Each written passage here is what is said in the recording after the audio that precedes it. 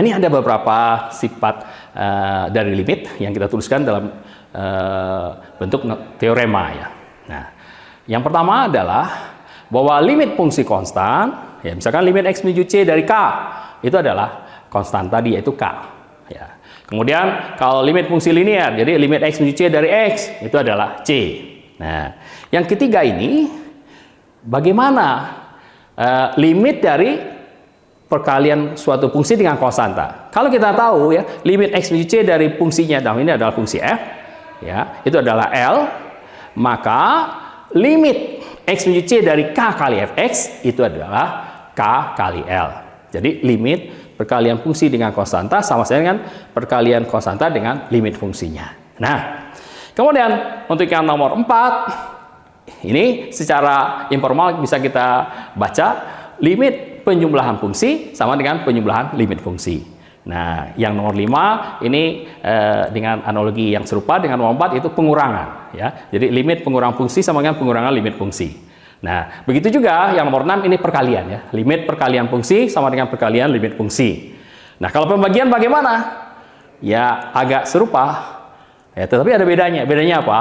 Tentunya dalam hal ini limit penyebutnya tidak boleh 0. Jadi, limit x menuju c dari fx per gx sama dengan L per m. Artinya limit x menuju c dari fx dibagi limit x menuju c dari gx. Tapi dengan catatan, limit dari penyebutnya dalam hal ini adalah limit x menuju c dari gx itu tidak boleh 0. Kalau 0 bagaimana? Ini tidak berlaku. Ya. Nah, kemudian yang nomor 7 adalah limit dari fungsi yang dipangkatkan sama saja dengan limit fungsinya dihitung dulu, kemudian hasilnya baru dipangkatkan. Nah, begitu juga untuk akar ke n ya. Oke. Kita lihat contohnya.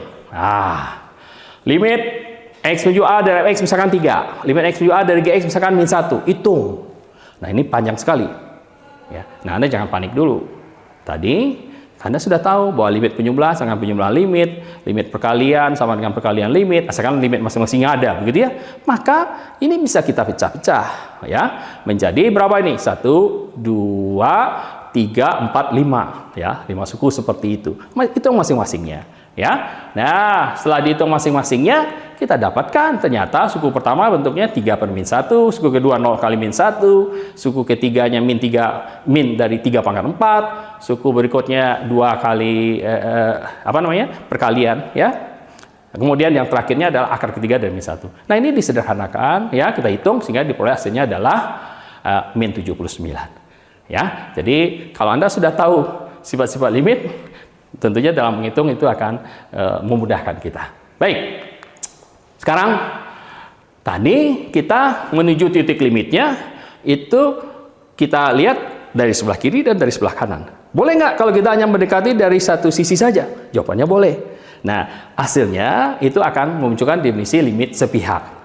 Baik, sekarang timbul pertanyaan. Apakah mungkin kita mendekati titik limitnya ada dari satu sisi saja? Ya, jawabannya mungkin. Ya, karena itu didefinisikan limit sepihak. Kita mulai limit kiri. Berarti kalau ini A, kita mendekati A-nya dari sebelah kiri. Jadi X menuju A dari sebelah kiri. Tentunya dalam hal ini X-nya kurang dari A. Nah, kita bisa mendefinisikannya limit X menuju A dari kiri, dari fx sama dengan L jika apa? Apapun epsilonnya, misalkan positif, pasti terdapat delta positif sehingga ya, ini bedanya di sini nih. 0 kurang dari A kurang X kurang dari delta. Jadi A kurang X-nya tanda mutlaknya dibuka ya, dan itu pasti menjadi A kurang X. Kenapa? Karena A-nya lebih besar dari X. Jadi harga mutlak A kurang X adalah A kurang X untuk kasus X-nya kurang dari A ya. Nah, kalau ke kanannya sama, yaitu maka jarak dari fx ke L kurang dari epsilon. Nah, dengan cara serupa limit kanan. Bedanya di mana? Bedanya adalah ya di tengah-tengah itu, bahwa kalau tadinya harga mutlak X kurang A itu untuk yang kiri diartikan sebagai A kurang X, maka untuk yang kanan adalah diartikan sebagai X kurang A. Kenapa? Karena harga mutlak X kurang A untuk X yang lebih dari A adalah X kurang A. Oke? Nah, apakah mungkin suatu fungsi ya limit kiri dengan limit kanannya berbeda? Mungkin saja. Terus kalau berbeda bagaimana Pak? Ya maka kita tidak katakan limit X menuju titik itu ada. Nah, dengan kata lain apa? Limit X menuju A dari fx adalah L jika apa? Limit kiri dari fungsi itu adalah L dan limit kanannya juga L.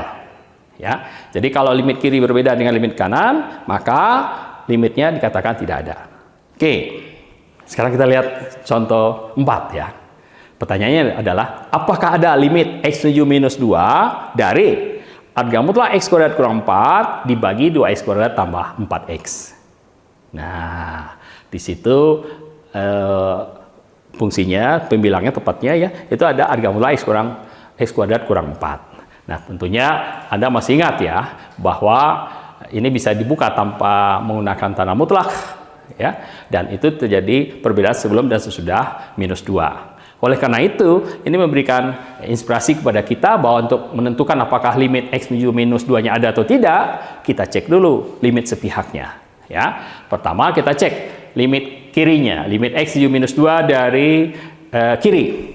Ya, nah dari fungsi itu, tentunya ini bisa kita tuliskan sebagai limit X menuju minus 2 dari kiri, harga mutlak X kurang 2 kali harga mutlak X tambah 2 dibagi 2X kali X tambah 2. Dan untuk X yang menuju minus 2 dari kiri, berarti kan X-nya kurang dari minus 2. Akibatnya apa? Akibatnya adalah harga mutlak X tambah 2 itu tidak lain adalah minus dari X tambah 2. Sehingga kita dapatkan, ya, kalau setelah kita hitung, ya, di sini kan X-nya menuju minus 2 dari kiri. Berarti X-nya tidak minus 2. Jadi pembilang dan penyebut bisa kita bagi dengan X tambah 2. Sehingga kita dapatkan bentuknya jadi limit X menuju minus 2 dari kiri, dari minus harga mutlak X kurang 2 dibagi 2X.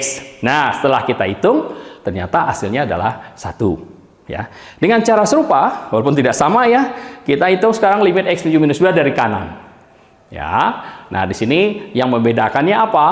Harga mutlak X tambah 2 itu sama dengan X tambah 2 untuk X yang lebih dari minus 2. Jadi, setelah kita sederhanakan dan kita hitung, ternyata hasilnya adalah minus 1. Nah, jadi kesimpulannya apa ini?